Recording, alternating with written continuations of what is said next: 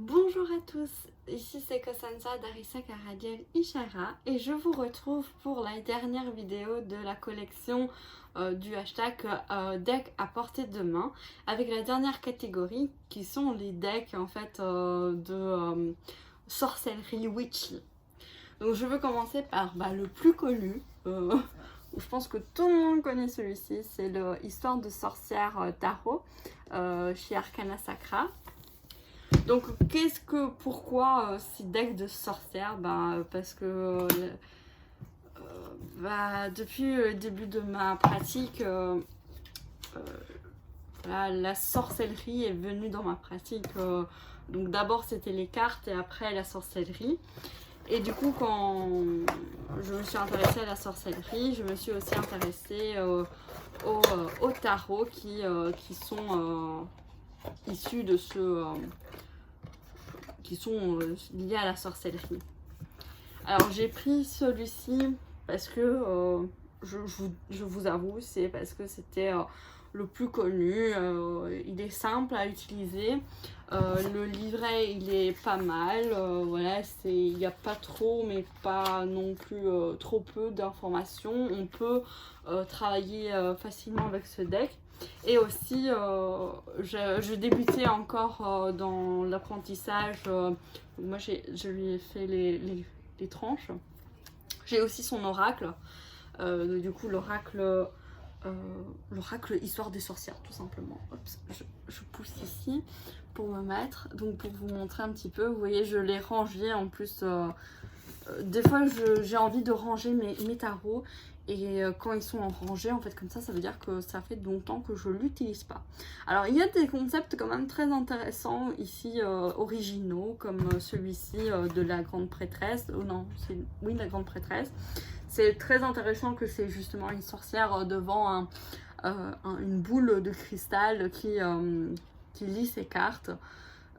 Ça donne vraiment ce côté mystérieux, intuitif que j'associe beaucoup à la grande prêtresse. On retrouve les symboliques traditionnelles du Rider-Waite ici, avec le blanc et le noir. Oui, j'ai un problème avec le noir et blanc. Je dis toujours blanc et noir alors que c'est l'inverse. Bref, noir et blanc. Les cartes sont vraiment mignonnes, sont très très belles. C'est un tarot très joyeux. Assez moderne, comme par exemple ici la conception du hiérophant, c'est loin du concept un peu catholique que le Rider-Waite est ancré. Du coup ça j'aimais bien. J'adorais cette carte. Il y a aussi une autre carte que j'adorais. Je vous montre les arcanes et puis quelques cartes. Du coup, c'est un tarot que j'utilise pas souvent.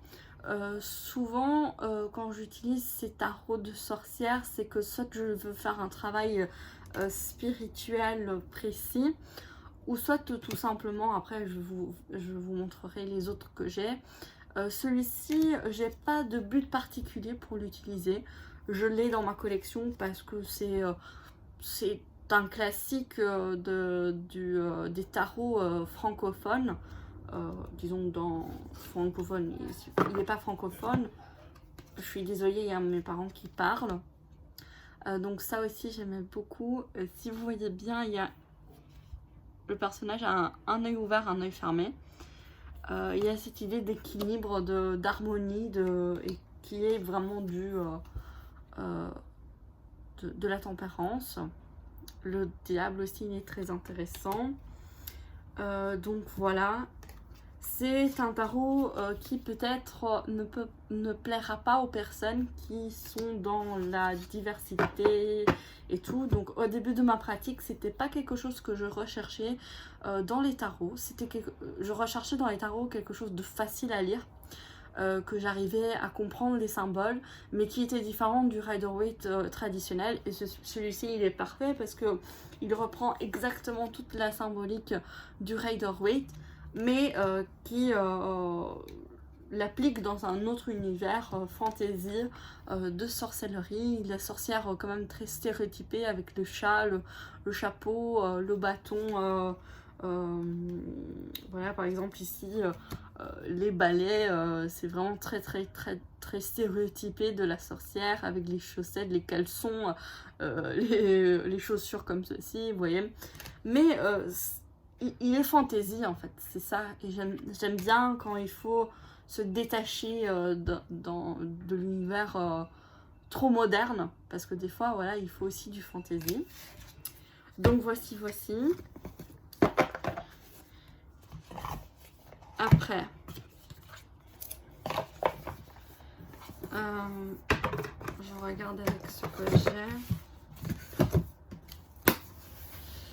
Alors, après, j'aimerais vous montrer celui-ci, le tarot de la magie verte, parce que dans ma pratique, après, je me suis intéressée beaucoup, et je m'intéresse toujours, et je suis d'ailleurs une sorcière plus ou moins dite verte.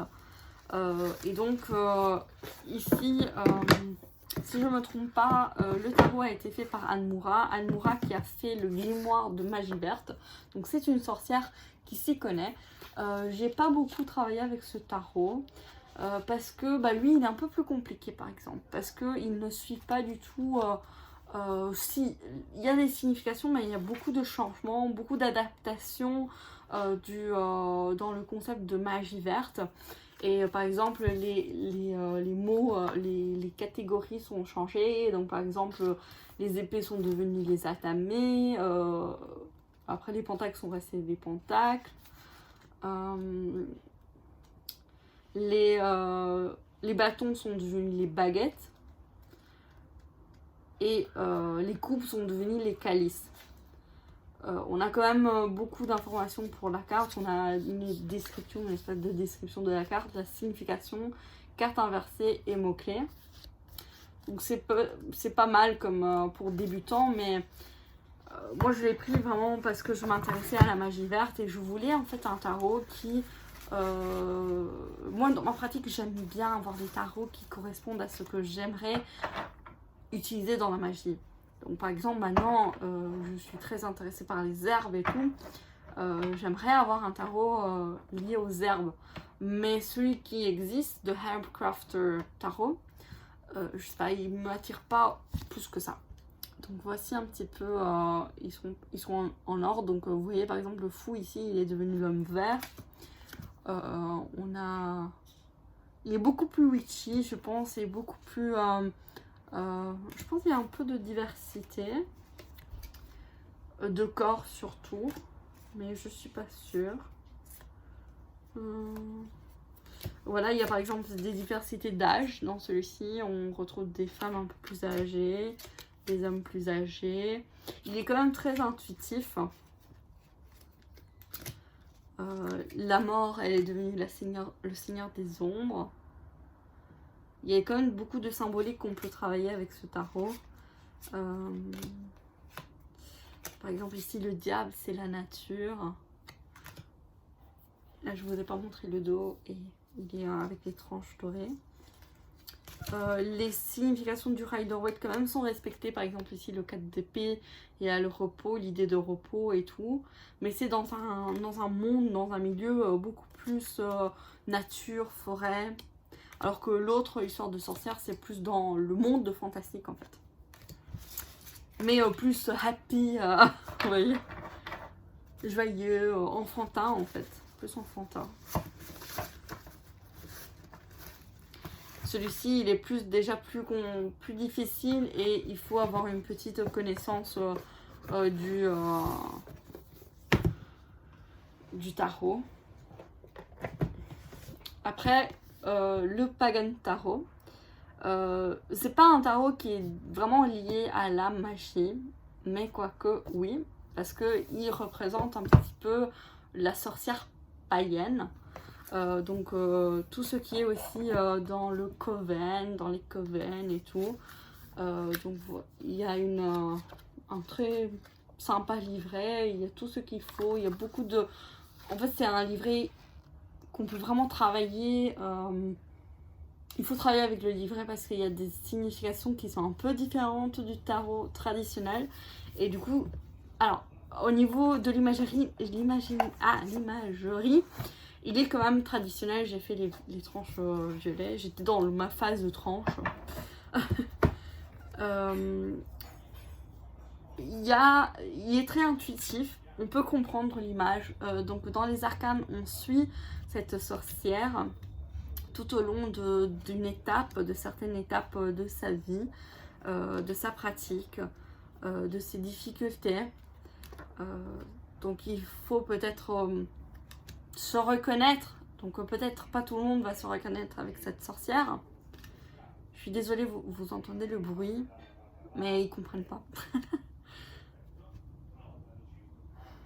Donc voilà. Hop. Les mineurs sont...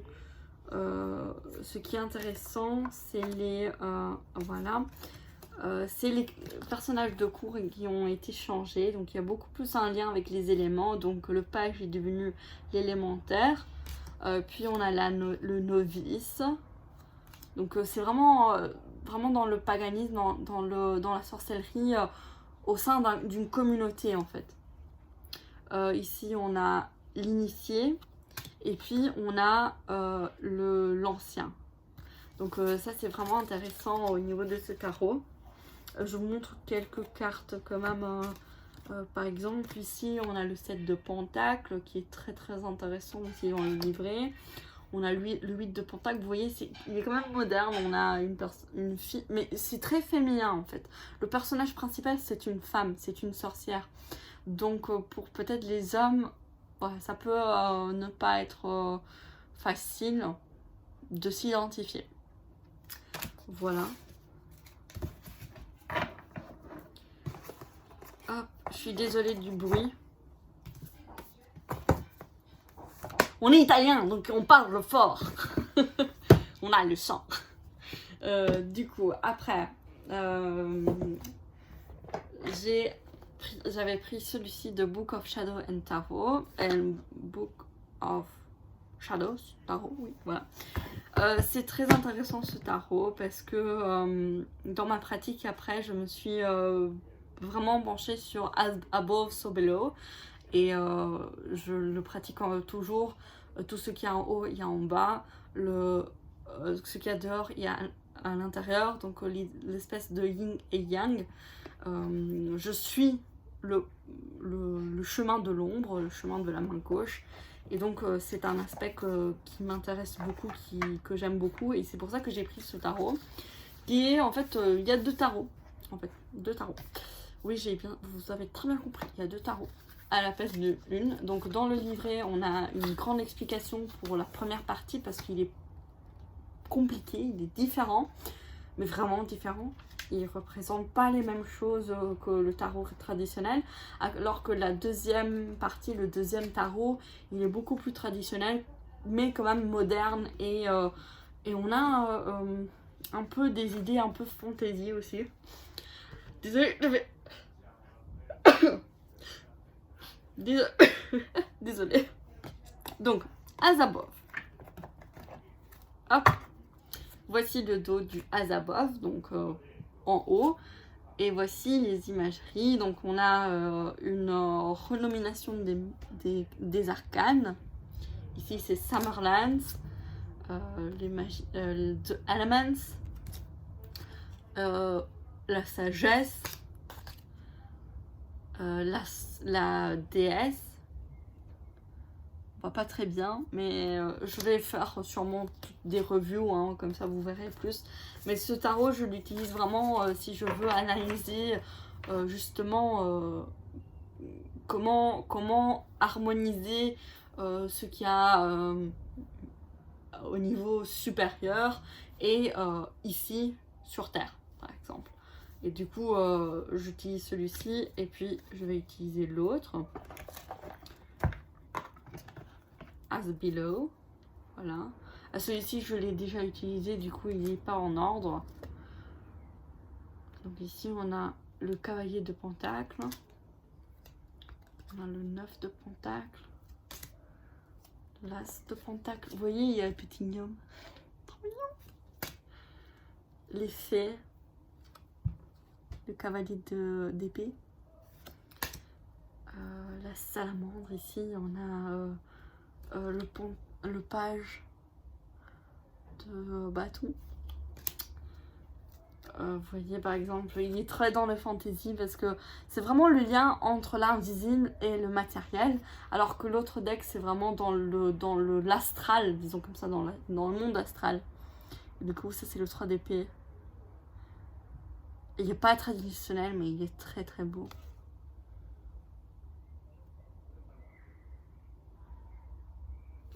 Donc voilà, je vais pas passer plus de temps parce que j'en ai encore 3 à vous montrer. Mais je vous ferai des reviews, j'en ai aussi d'autres un peu de ce thème. Même si c'est, je les catégorise plus dans vraiment le paganisme. Donc on a le Druidcraft Tarot et le Woodland Tarot, je sais plus. Mais ils sont un peu compliqués. Après, on a celui-ci, le Tarot des sorcières. Celui-ci, j'adore, je l'adore. Vraiment, il est magnifique. Et il a une énergie plus E4. Oui, genre un peu plus dark, un peu plus de sorcellerie, plus dark, tout simplement. La carte, elle s'échappe.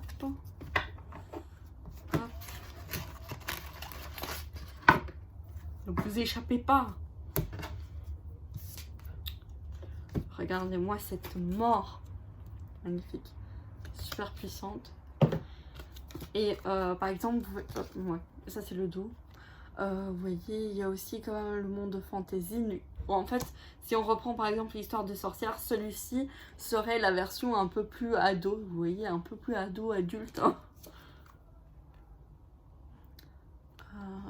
Il y a des sirènes aussi. Magnifique 10 d'épée. Le page de paix. Le soleil. Du coup, moi, je le vois vraiment plus comme une énergie de maturité, plus sévère, vous voyez. Le 9, par exemple. Et je l'aime beaucoup de l'utiliser.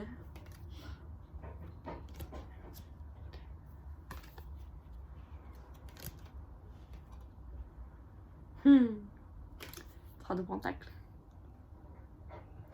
Petit chat. Petit chat.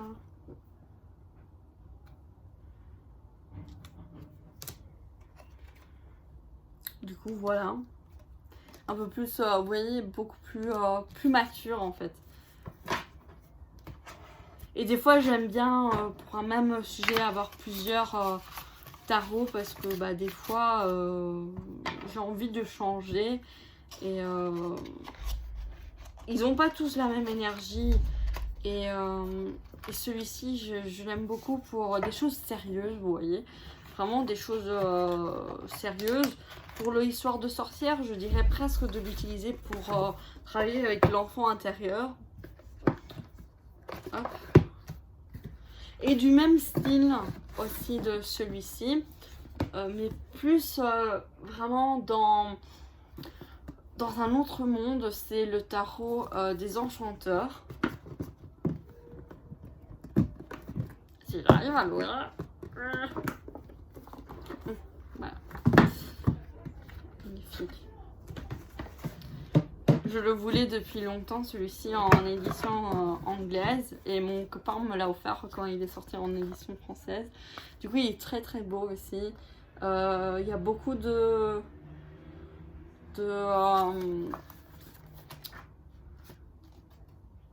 d'explications. Disons que celui-ci et celui-ci, d'une certaine manière, se complètent parce que les cartes ne sont pas vues de la même manière et ça donne des... D'ailleurs, je pense que je vais faire une vidéo de comparaison. Ça peut être intéressant. Donc, on a ici les tranches dorées. Voilà. Donc, voici un petit peu... Voilà, le 4 de bâton. Très beau. Le page d'épée. Un peu dans le monde de fantasy. le 8 de bâton dans le monde Harry Potterien, disons comme ça. L'as de bâton. Et je pense qu'il y a même des personnages vrais, des acteurs réels, genre comme celui-ci. Vous voyez, celui-ci aussi, il me semble que c'est un acteur connu. Attendez, je vous retrouve. Celui-ci aussi, j'ai l'impression que c'est un acteur connu.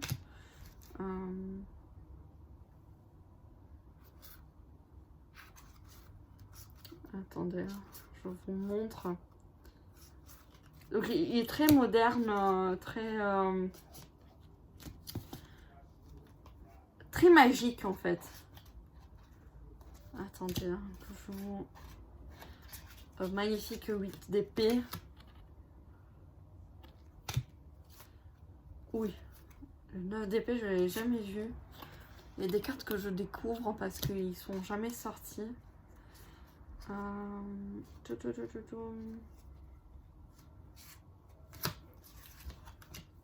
Alors, attendez, hein.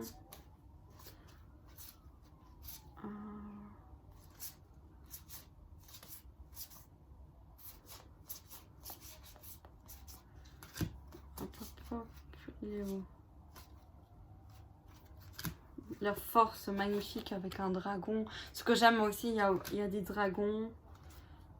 Ah, celui-ci par exemple aussi, si vous connaissez la série de Merlin, je sais pas si vous voyez,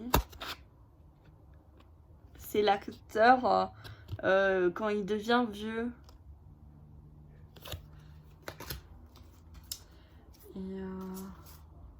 Et elle, c'est celle qui fait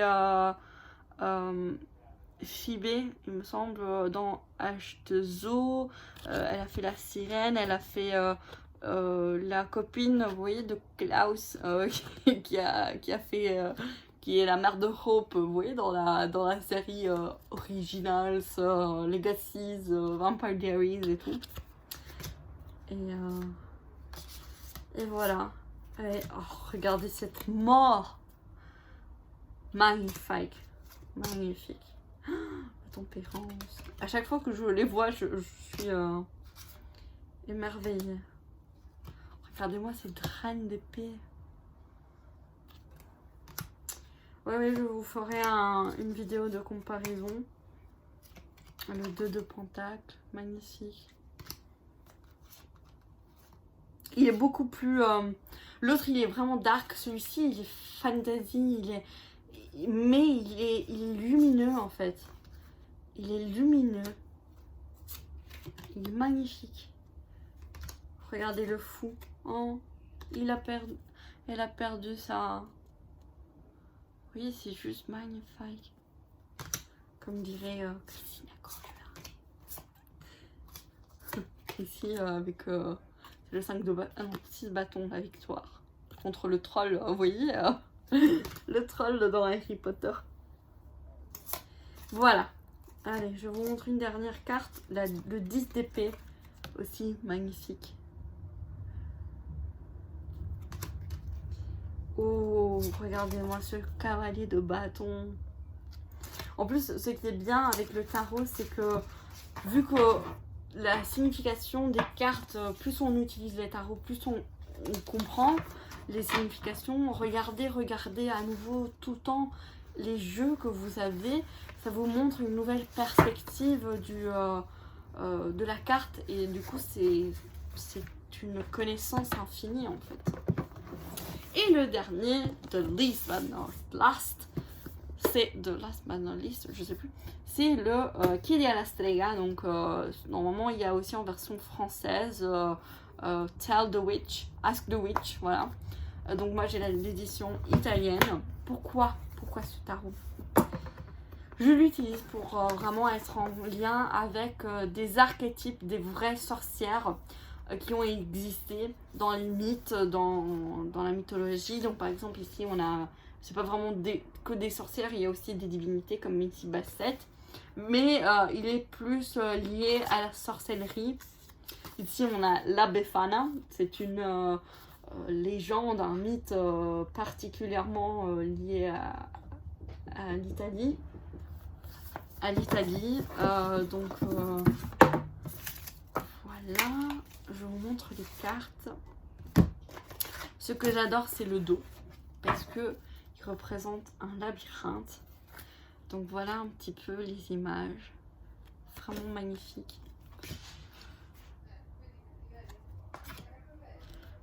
Magnifique, 3 d'épée, le 9, l'ermite, le page de bâton. Donc c'est aussi intéressant de lire l'histoire, surtout des arcanes majeurs. Ici on a Oya, la déesse de la foudre, disons comme ça. Donc on n'a pas que des sorcières, on a aussi Kat, mais on a des femmes surtout, des femmes. Donc c'est très féminin. Et c'est pour ça que je vous présente ces tarots après la partie sur le féminin sacré, parce que ça rejoint un petit peu aussi cette catégorie, mais plus précisément dans un concept de magie, d'alchimie, même si c'est pas vraiment alchimie, la magie n'est pas vraiment alchimie, mais la frontière entre alchimie et la magie, voilà, elle est fine de mon point de vue. Donc voilà. Voilà. On a terminé cette saison, entre guillemets saison, sur mes collections de tarot, d'oracle à portée de main. J'espère que ça vous a plu et je vous dirai à bientôt pour d'autres vidéos. Je risque d'être un peu absente ces derniers temps parce que là je dois préparer mes examens. Donc probablement je vais revenir beaucoup plus fréquemment à partir de fin juin. Donc voilà, n'hésitez pas par contre de me suivre sur Instagram, je serai un peu plus active avec des petits posts, des petits tirages. Mais voilà, il faut aussi étudier. Donc voilà, et je vous dis du coup à très bientôt et j'espère que ça vous a plu. N'hésitez pas à me soutenir avec un petit pouce, de vous abonner, de partager et à bientôt. Bisous.